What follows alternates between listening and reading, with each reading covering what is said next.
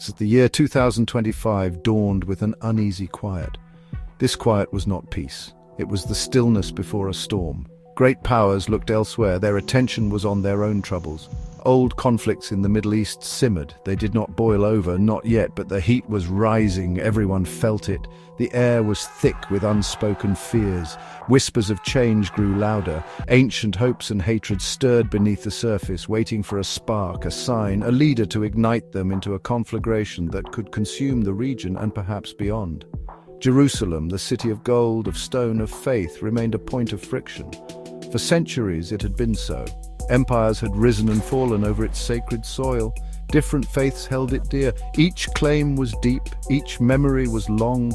The delicate balance of daily life was maintained by agreements. These agreements were old, they were fragile. Many felt these arrangements were unjust. They felt their time was coming. The desire for a final resolution, a decisive victory burned in many hearts, a dangerous ember in a landscape littered with dry tinder, ready to catch fire. International guarantees seemed weaker than before. The world was fractured. Alliances shifted like desert sands. Regional powers grew bolder. They saw opportunities in the changing global order. They tested boundaries. They pushed their own agendas. The old narratives of peace processes had faded. People lost faith in drawn-out negotiations. They tired of promises that never materialized. A yearning for decisive action, for a clear outcome, began to spread. This yearning was a dangerous current, pulling the region towards an unknown and perilous future. In this volatile atmosphere, new voices emerged. They spoke of destiny, they spoke of history, they spoke of reclaiming what was lost. These voices found listeners, they found followers. The ground was fertile for radical ideas.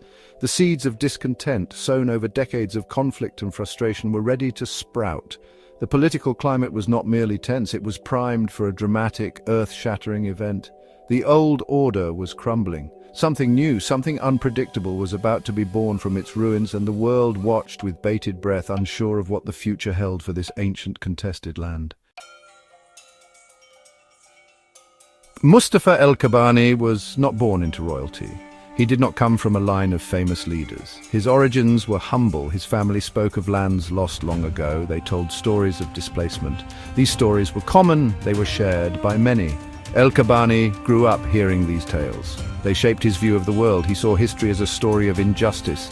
He believed this injustice needed a correction. This belief became the core of his being, the very essence of his later actions. He was a man of powerful words. He spoke with a fire that ignited hearts. People listened to him. They saw their own pain in his eyes. They heard their own hopes in his voice. He rose through the ranks of various movements. He was charismatic, he was driven. He painted a vivid picture of a new future. A future where past wrongs were righted. A future where his people would regain their honor. His message was simple, it was powerful. It resonated deeply with those who felt forgotten by the world, those who yearned for change. El-Kabani's motivation was a potent mix. It was partly religious. He spoke of sacred duties. He quoted holy texts. It was partly nationalist. He dreamed of a restored homeland. He spoke of a unified people. But above all, it was a deep sense of historical grievance. He saw the current state of Jerusalem as an open wound, a wound inflicted generations ago, a wound that had never healed. He believed it was his destiny to heal this wound. He believed he was chosen to restore what he called the natural order of the city. His followers called him the Redeemer. His enemies called him a dangerous demagogue. He drew parallels to historical figures. He spoke of Saladin, who retook Jerusalem from the Crusaders centuries ago. He presented himself as a modern-day successor to such heroes. He promised a return to a perceived golden age. This vision, though rooted in the past, was aimed squarely at the future. He was building a movement. This movement was not just political, it was a quasi-spiritual crusade, fueled by memory and a burning desire for vindication. The first moves were subtle. Mustafa el-Kabani's forces gathered quietly. They were not a regular army, they were a coalition of militias. They were driven by ideology, they were well armed, they were highly motivated. They moved under the cover of regional unrest. The world was distracted. Few noticed the storm clouds gathering specifically over Jerusalem. El-Kabani's planning was meticulous. He understood the importance of surprise. He knew that a swift, decisive action was his only path to success against established powers. He invoked history at every step. His speeches were filled with references to past glories. He spoke of ancient battles. He reminded his followers of previous conquests. He framed his campaign not as an act of aggression, he called it an act of liberation. He said it was a reclaiming of rightful heritage. This narrative was powerful. It united diverse groups under his banner. They marched with a sense of historical purpose. They believed they were fulfilling a long-awaited prophecy, righting a wrong that had endured for far too long. The international community was slow to react. Initial reports were confusing.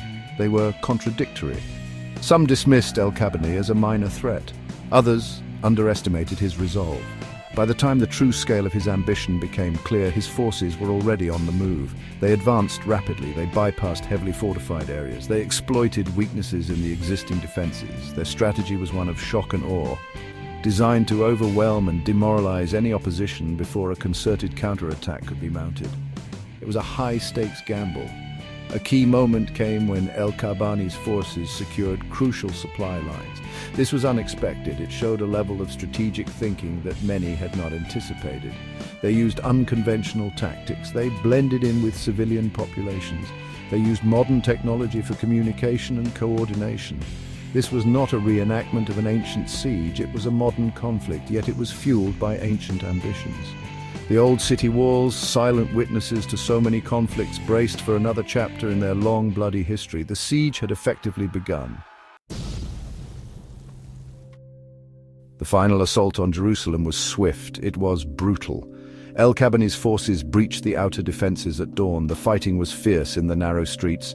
Ancient stones echoed with modern gunfire. The city, a symbol of peace for some, became a battlefield once more.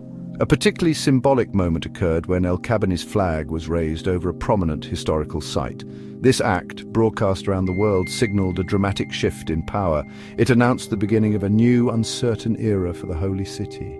Inside Jerusalem, confusion reigned, fear mixed with a strange sense of inevitability for some.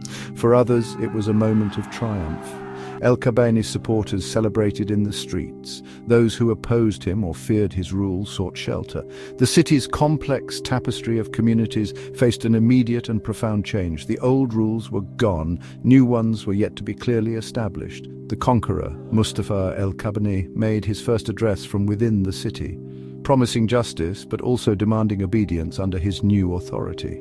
The global reaction was one of shock and widespread condemnation. World leaders denounced the conquest. Emergency sessions were called at international forums. There were calls for sanctions. There were threats of intervention. However, the world was divided. Some nations, sympathetic to El-Kabani's narrative, offered tacit support. Others remained hesitant, unsure how to respond effectively without escalating the conflict further. The conquest had shattered the existing geopolitical framework of the region, creating a power vacuum and immense instability. The implications were immediate and far-reaching. Regional tensions soared to unprecedented levels. The risk of a wider war became terrifyingly real. The fate of Jerusalem, a city sacred to three global religions, was now in the hands of a man driven by a vision of the past. His victory sent tremors across the globe. It challenged the international order. It raised profound questions about sovereignty, faith, and the enduring power of historical grievances. The imaginary conquest of Jerusalem in 2025 marked not an end, but a volatile new beginning.